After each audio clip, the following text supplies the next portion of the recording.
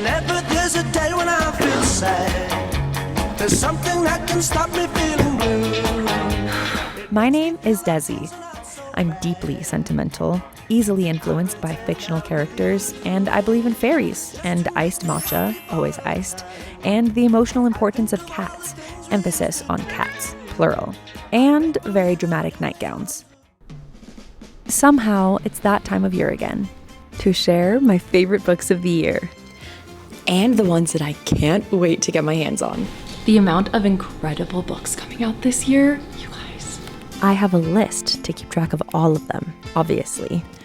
I read 25 books in 2025, which is actually, now that I'm thinking about it, 25 less than the year before. 25, 25, 25. That's a lot of 25s. Is that some kind of omen?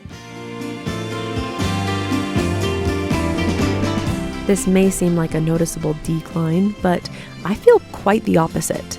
For me, the key is reading less, which sounds silly, but when it's more on purpose, that's what makes the difference. I take my time and I savor it like how I did when I was a kid, and I find myself giving almost all my books 5 stars.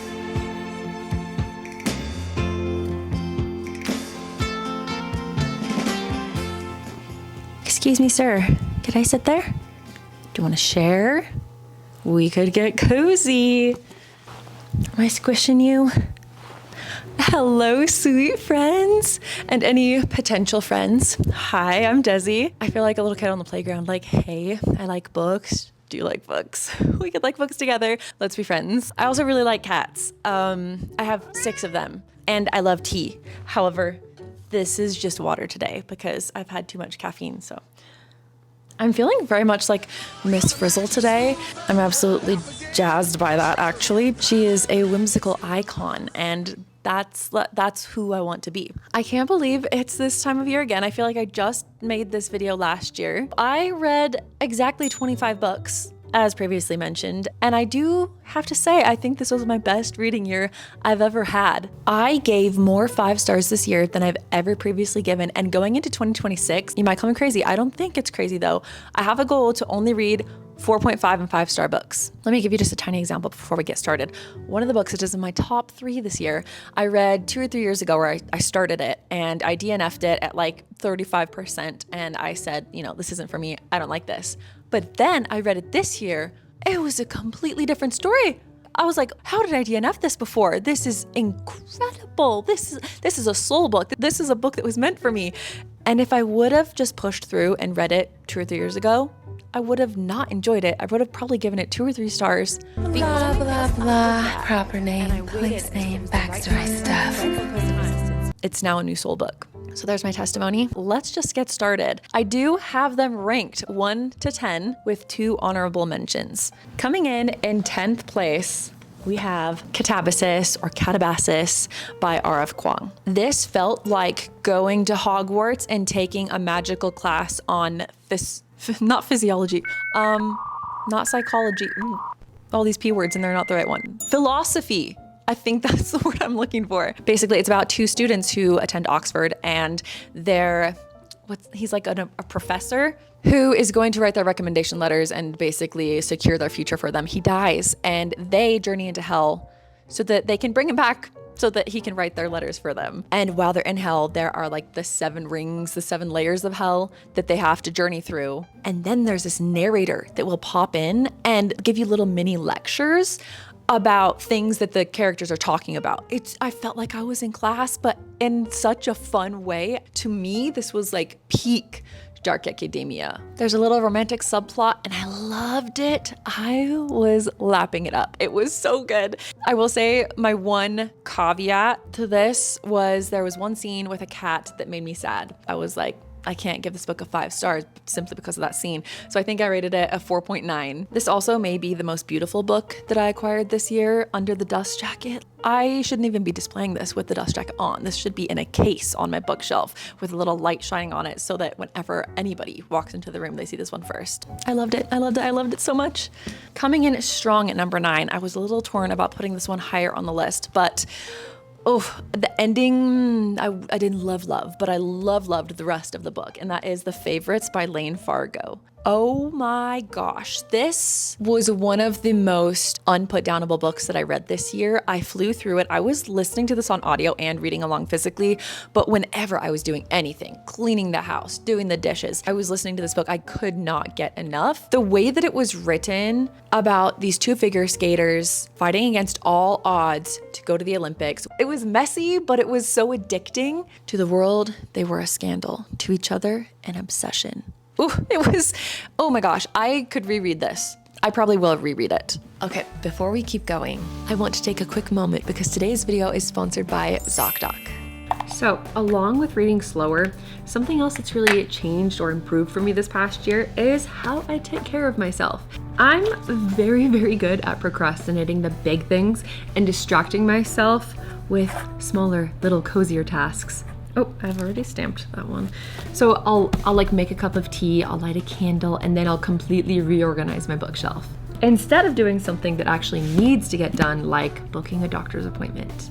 One of the great things about being an adult that I realize is that if I don't take care of those things, no one else will. So it is now the first week of January, and I have just booked a doctor's appointment that is long overdue. And I'm so proud of myself for being proactive, taking care of myself, not like out of fear, but out of care for my future self. Which is why I'm so excited to tell you guys about ZocDoc, who is the sponsor of today's video. ZocDoc is a free app and website that lets you find and book high quality in-network doctor's appointments across more than 200 specialties.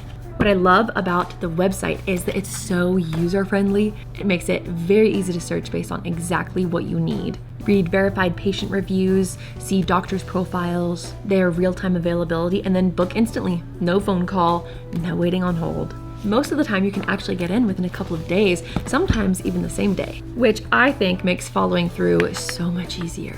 When I find a doctor that truly listens though, honestly, it makes such a big difference. And ZocDoc makes that feel a lot easier. If you've been meaning to take care of one of those big things on your New Year's list, you can go to ZocDoc.com/darlingdesi, and I'll also have it linked right at the top of the description.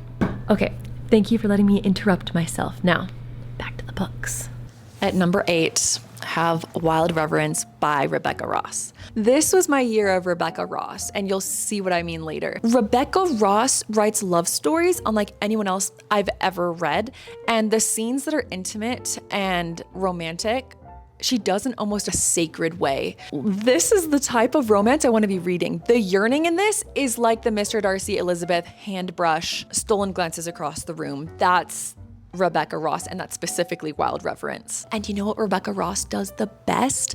Stories about soulmates who are torn away from each other for whatever reason and have to find their way back to each other. Oh, I could rave about it for a whole entire video, like an hour and a half video. I could just rave about this. It's about a goddess and a human, and this human has dreams of this goddess, although they've never met, until one day they do meet, and she's exactly like how he's been dreaming about her for years. However, during this time when he was dreaming about her, he was praying to her because she is a goddess, and his prayers went unanswered. So he eventually becomes hardened. He doesn't like the gods, and he doesn't believe until one day Matilda, the goddess, comes tumbling into his room with a letter for him.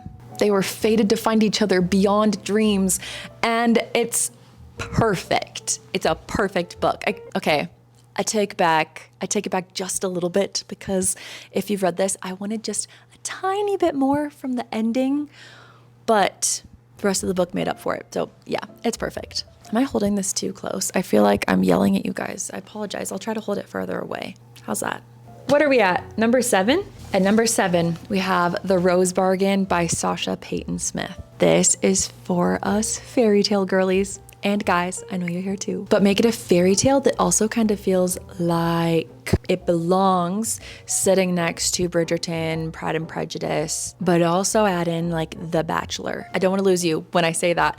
What I mean by that is the season has just started and society girls have to make bargains with the queen. They have to essentially give up something about them to get something in return. So one might give up her ability to turn left for the most beautiful smile. This is normally how the season goes, but when it's time for Lady Ivy Benton's season, the queen has decided that she's going to hold a competition for her son's hand in marriage. This is where it's like The Bachelor, because they're all vying for the prince and they have to impress him. And if they impress the queen enough, she will grant them a one-on-one outing, like a date. Ivy comes from a not so well-off family, so her plan is to win his hand to set her family up for success, as they did. But also there's a mystery about something that happened to her sister when she was a child, and her sister has been changed ever since, and she wants to figure out what happened to her sister. But the crazy thing is that this competition that the queen is holding, it has high stakes trials. This is not just some cozy little Regency romance. For some of these girls, if they don't succeed at the trials, they get physically injured.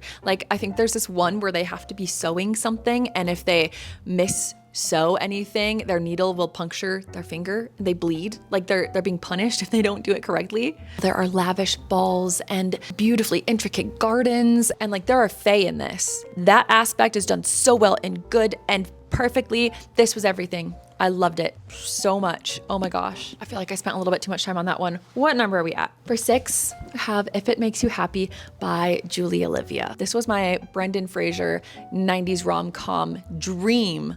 I love reading books set in the 90s or early 2000s when TikTok didn't exist, when smartphones didn't exist. It just feels so cozy and nostalgic. That is a huge reason why I love this book, but also it didn't feel as tropey to me as a lot of other romance books that I read. I'm not a big contemporary romance girl. The book has to be very designed for me, for me to really love it. One thing that he does for Michelle is he wants to figure out what her favorite dessert is. So every time he sees her, he bakes her a different dessert and she'll try it and she's like, oh, this is really good. But he knows when it's someone's favorite. So he keeps trying until that moment when he knows that it's her favorite. That's how, like, he does those types of things to get to know her. There's Halloween and trick-or-treating, and then Christmas, it's so cozy. There's also a dog. He's such a good boy. This was 6 stars. I don't think another one will ever feel as though it was written for my soul the way this book did. All right, we're moving into the top 5 now. The best of the best. I feel like Mr. Knightley, If I Loved You Less, I Could Talk About You More. These ones are gonna be hard to talk about because something about me is if I really, really, really love something, I find it impossible to talk about it. I kind of just ramble and I'm like, no, but I love it. It's so good. You might love it too. Coming in at number 5, this book was one of the first books that I read in 2025. It's now the beginning of 2026 and I found myself thinking about it yesterday, just randomly. It visits me all the time. And that is Our Infinite Fates by Laura Stephen. I've seen conflicting reviews about this, but thankfully I'm one of the people that it was written for. So thank you, Laura Stephen, for writing this. Oh my gosh. This is another one of those 2 people are fated to be together in every lifetime and love each other in every lifetime. But the catch is they are also fated to kill each other in every lifetime. They can't stop the fact that they are coming back again and again, and somehow they are drawn to each other. They fall in love, but one of them always kills the other one. That's just how it has to be. Usually it's Arden that's killing Evelyn, but in this lifetime that we're spending most of the book in, Evelyn has decided that she loves it. She lives in Scotland. I think it's Scotland. If it's not, I'll correct and I'll put it on the screen. She has a mom, she has a sister. She loves her life. And she's like, you know what? I'm not letting him take me down this time. Also, my sister is sick and I need to stay here to help save her. But in comes Arden. She falls in love and things get crazy. And when I tell you the end of this book, the twist, it's so crazy. I could have never even given me like 2 or 3 hours and asked me, what ways do you think this book could end? I would have never thought of the plot twist at this ending. Some people didn't like it, but I thought it was brilliant. Because the whole book I was wondering, why do they keep having to kill each other? Like, why can't they just be happy? But you learn why. You learn why they have to keep killing each other. Oh, it's so great. This is one of the best books I've ever read. I feel like I spent too much time on that one too. Okay, moving on. At number 4, The Raven Scholar by Antonia Hodgson. Hodgson. I think out of all the books on this list, this is the one I recommend the highest. I recommend that you pick up the most out of all of these. Okay, minus the book that comes in at number 1. That one really does take the cake. But this one, it's just, I feel like any reader would enjoy this. You don't have to be a romance reader. You don't have to be a fantasy reader. You don't have to be Okay, maybe if you just read nonfiction, you wouldn't like it. But any other type of reader, I feel like this book is for you. And I have seen a lot of people hyping it up, but not enough. Because what I love about this is it does not feel tropey. And I feel like right now with so many romance books, especially in fantasy books, they feel very like almost like they were written to include certain tropes for publishing. I don't know, but this was like a breath of fresh air. And you want to know what? There are some trials in this book, but hear me out. They feel like the games/trials in Goblet of Fire. They're competing against each other, but they're like friendly, go out to dinner after the competition. But at the same time, guess what? There's also a murder mystery in here. And our main character is a scholar, and she is the one who is tasked to solve this murder mystery. But also, she gets wrapped into competing in these games when she has no experience, no fighting abilities. She's a scholar, like she reads books, but she also helps write laws, and she does know a lot, which could come in handy while she's solving this murder mystery and competing in these games. There's the scene where our main character, she gets poisoned. It's early evening. I kind of imagine there's like these cobblestone streets and she's walking near this fountain and she ends up, I forget, it's been a while since I read it, but she ends up falling in the fountain for whatever reason and the fish start dying and she starts freaking out and panicking. This guy is there with her and he's like, what's wrong? And she's like, I'm killing the fishes. How do I save them? Why is this happening? I feel so bad. And as a little sensitive empath, I was like, you know what? I see myself in here, and I don't usually see myself in fantasy romantasy books because I'm a softie. This is, I would consider it high fantasy. There is a lot of intricate world building. There's a lot going on. I want to spend time with the characters in the world, and this book lets you do that. It's incredible. All right, we're down to the top 3. These books are so special to me. These will stay with me forever. They're books that were written for my soul, and I love them as if they were real friends. Let me introduce you to them. The first is actually a duology, but I'm going to consider it as one book. It's essentially one long book, right? It's just 2 books. And that is The River Enchanted by Rebecca Ross and the sequel of Fire Endless. This is the one that I was referring to when I said that I picked it up 2 years ago and DNF'd it, and now I read it this year, and it's one of my soul books. Rebecca Ross. I don't even know how to describe this one. It's fantasy, but it also has romance, but it also has mystery. The main heart of this is like a mystery that is needing to be solved, but it's set on Cadence, this magical island where gods walk, but the mortals don't see them. They're there and they're controlling a lot of the way that these people have to live. And Jack is a bard. I think that's becoming like a new micro niche trope thing that I love in a book, a character that's a bard. Anyway, so Jack is a bard. He is studying on the mainland and he has to go back to Cadence because he gets a letter from his laird saying, hey, these girls are going missing and we need your help. Because bards just don't play music. Well, they do, but the music is magical and they can communicate with the gods through their music. They need to be asking the gods what's going on and where these girls are being taken to. This is multiple POVs. There are 2 main couples, and we're kind of following Adara and Jack and Torin and Sidra.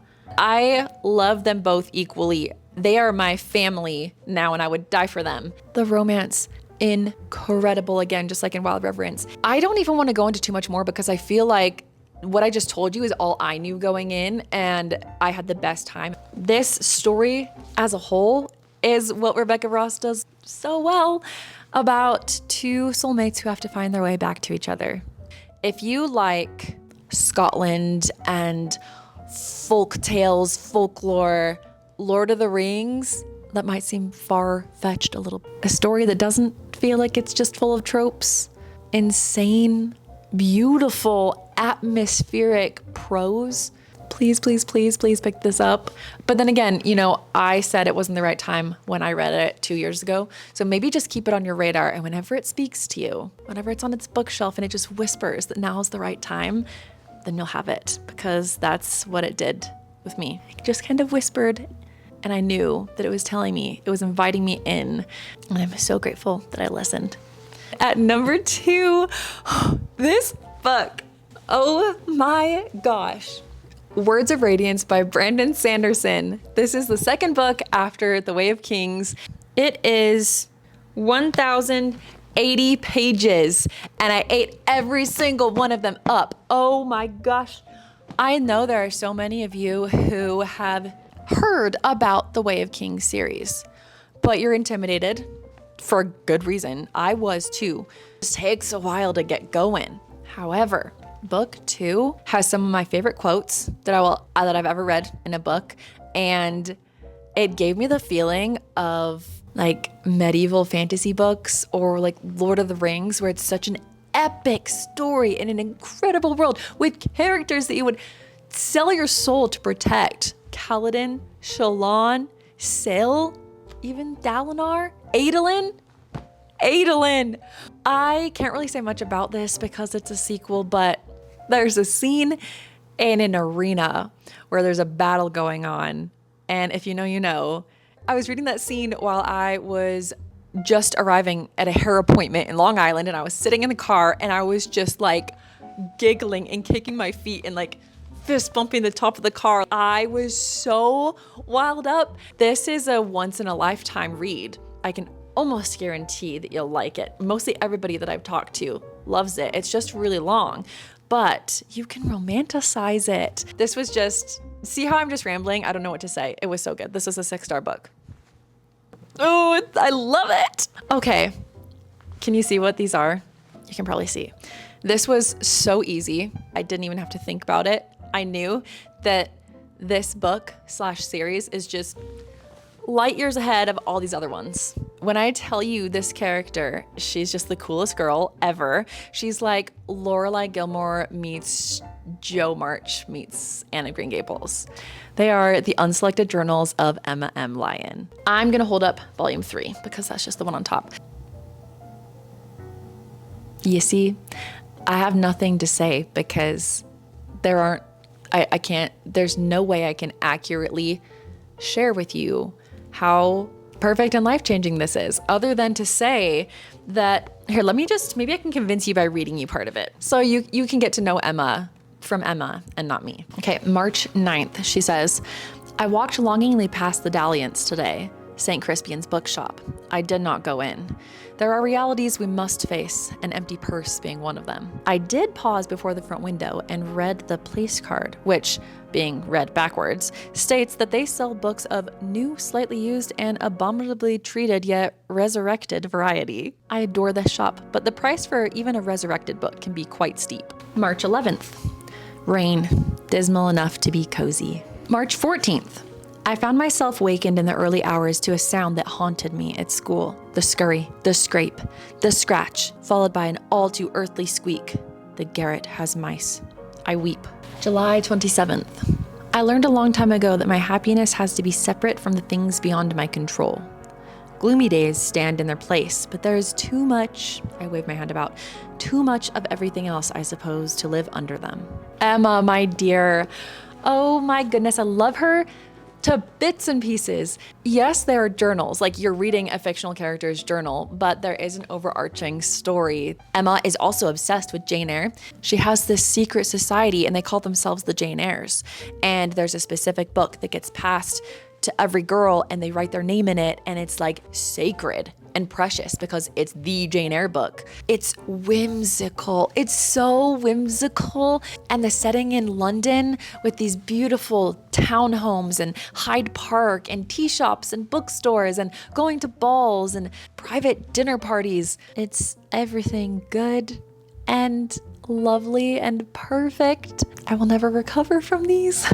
Okay, and then I did say I have 2 honorable mentions. The first one is Blood on Her Tongue by Joanna Von Veen. This is gothic horror book that felt like watching a 1940s black and white vampire film. It follows 2 sisters and one of the sisters becomes infected by something. We do have vampires here, so it's one of the most unique takes on vampires that I've ever read. Very, very unique. And this other sister, actually, are they twins? They're twins. And the other twin will stop at nothing to save her sister from whatever might be consuming her. If you like female rage and revenge, especially against like evil men, this was so satisfying. It was perfect. I know I'm saying that about every book, but to make it into the top 10 and to be 5 stars, you gotta be perfect in my mind. This was perfect. And then my last runner-up is The Once and Future Queen by Paula Lafferty. This is the indie edition I got before it was traditionally published, but this is an Arthurian retelling of Guinevere. But if Guinevere was from present day Glastonbury, you know Merlin, right? Merlin shows up in Glastonbury. I pictured him kind of as like Gandalf, and he's like, hey, I know your name is Vera, but that's because you're actually Guinevere, and you gotta come back to the past with me. It feels very Outlander in that way because she has a reason to be in the present, but in the past, she also gets to know King Arthur and then maybe gives her a reason to stay in the past. But it's so much more multifaceted and layered than that. There is a lot going on here, and romance is kind of just a subplot here. There's a plot twist. If you've read this, you know. I was wondering why she had to go back to the past and why King Arthur is so cold with her. But when you figure out why, my mind was blown. Basically, we need to know why she was in the present day and how can she go back to the past and why does she have to go back? And it was such a breath of fresh air. I think that was really one of my things in 2025 was reading books that didn't feel similar to any other books that I've read. I kind of got burnt out on reading the same romantasy over and over again. Same with just fantasy in general, or even contemporary romance. I was really craving and specifically searching for books that felt very unique in their story and the plot. All right, but now that we've gone through those, let me share with you the books that I am most anticipating because 2026 is going to be an incredible year for book releases. I'm just gonna rapid fire through these. Coming out really soon, like this week, I think, is The Swan's Daughter by Roshni Chokshi. I hope I said that right. A possibly doomed love story. And this is YA. I will read anything that has swans or is inspired by Swan Lake, especially if it's like swans paired with a fairy tale, which I think this is gonna be. And then we have Inamorata by Ava Reed. It's blurbed as a gruesome gothic romance. I'm very intrigued, especially the cover. It's beautiful. And then Agnes Aubert's Mythical Cat Shelter by Heather Fawcett. She wrote the Emily Wilde's Encyclopedia of Fairies, and this just seems like it's gonna be so cozy, and it's about cats. And the cover is stunning. So that's all I needed to know. And then Murder at the World's End. I think this also comes out this week. I've seen it blurbed as Knives Out meets Downton Abbey. I'm so here for that. And then we have a contemporary reimagining of Little Women. It's called Beth is Dead, and it's about an alternate version of Little Women where Beth dies and all the other sisters investigate how this could have happened to take down her murderer, but then they start to suspect each other. Very interesting. And then we have Thistle March. This has two very different covers. This is the UK cover and this is the US cover. I don't know which one I like better. I'm kind of leaning towards this one, but this one feels so cozy. All I know is that it's set in post-World War II England, and it's about a woman named Mouse. At least I hope I'm saying that right. And she inherits this magical manor, but the key is she has to restore it within 1 month. And a mysterious fairy offers to help her, and I think like these fairies move in with her. That's all I know. Oh, it sounds so good. And then one of my most anticipated releases is Graceless Heart by Isabel Ibanez. It is a historical fantasy set in Renaissance Italy about a sculptress with forbidden magic who is forced to work for this immortal family. She's navigating political intrigue and war and who to trust, some unlikely romance. It's set in the city of Florence. Oh, I'm so excited. And then 9 Goblins and also Wolfworm by T. Kingfisher. I don't know what either of these are about, but they're by T. Kingfisher, one of my favorite authors for like horror fantasy, but also a little bit on the cozier side. T. Kingfisher is in a genre, I don't even know what it is, but I love it. It's one of my favorites. So anything T. Kingfisher writes, I will read. And then The Sun and the Star Maker by Rachel Griffin. Look at this cover. Oh my goodness. The colors, the whimsy, the beauty. Oh my goodness. It's kind of giving me Lisa Frank vibes, just a little bit. I don't know anything about this other than the cover is absolutely beautiful, and I like Rachel Griffin's writing for the most part, so I will definitely be checking this out. And then this one looks so interesting. It's called Death Meets Cute by Jay Penner. I think it's about this witch who is trying to be as villainous as possible, but then one day she resurrects or reanimates this gentle orc who loves baking, which leads to an unexpected romance. I think this is a cozy fantasy. Seems low stakes, but I could be wrong. And then, of course, The Knave and the Moon by Rachel Gillig. I still haven't read The Night and the Moth, but I'm saving it until the second one comes out because I want to read them together. That's how I do my duologies. For the most part, I will wait until the second book is out. And then I have Melissa Albert. She has a new book. It's called The Children. Melissa Albert wrote The Hazelwood, which I didn't actually read, but I've heard good things about. All I really know is that it's about these adolescent children of a famous writer who wrote, is it sci-fi or fantasy books? It says, estranged adult children from a legendary author written into their dead mother's beloved fantasy series must confront the vine-like creep of legacy, memory, and magic. Goodreads has it listed as fantasy, horror, adult fiction, mystery, gothic, thriller, books about books, adult fiction, and science fiction fantasy. This is one of my most anticipated books, and I didn't even discover it until like last week. It's called Fruit of the Flesh by Ivy Ophelia. It's set in the Gilded Age of New York, and it's about a ballerina who enters into a marriage of convenience with a sculptor. But then they discover they have something maybe kind of sinister in common, and bodies start disappearing. That's all I know. But I love the setting of the Gilded Age, or a theater, ballet, art, sculptors, painters. I love that. And seeing a ballerina and a sculptor come together, I don't know, I just feel like, I feel like it's gonna be written for me. I'm so excited. And then of course, how could I forget what's it called? The Thorn Queen by Sasha Payton Smith, which is the sequel to The Rose Bargain, which was one of my favorites. I will be reading that the second it is released. And then you may know Catherine Arden from The Bear and the Nightingale, which is a very well-loved book. So if you like her books, you may be excited to know that she has a new book coming out called The Unicorn Hunters, and it sounds so good. From what I know, it's about a girl named Anne who lives in Brittany, France, and she decides to defy the French conquest, I think, by betrothing herself to the enemy of the French. And then the synopsis says she leads her court into an enchanted forest where a unicorn may change her fate. I feel like that still doesn't really give me any idea of what the book is about, but unicorns, enchanted forests, historical France, I'm so there for that. Okay, then we have another one that is coming out this week. I think it's called Rings of Fate by Melissa de la Cruz. And I've heard this one blurbed as The Princess Bride meets Wheel of Time for the romantasy reader. I know that it is about a barmaid who doesn't believe in fairy tales or fantasy, and she meets a prince that she becomes betrothed to, who is carrying these rings of magic that are like slowly eating away at him or killing him, which sounds very much like Frodo, if you ask me. And that's all I know.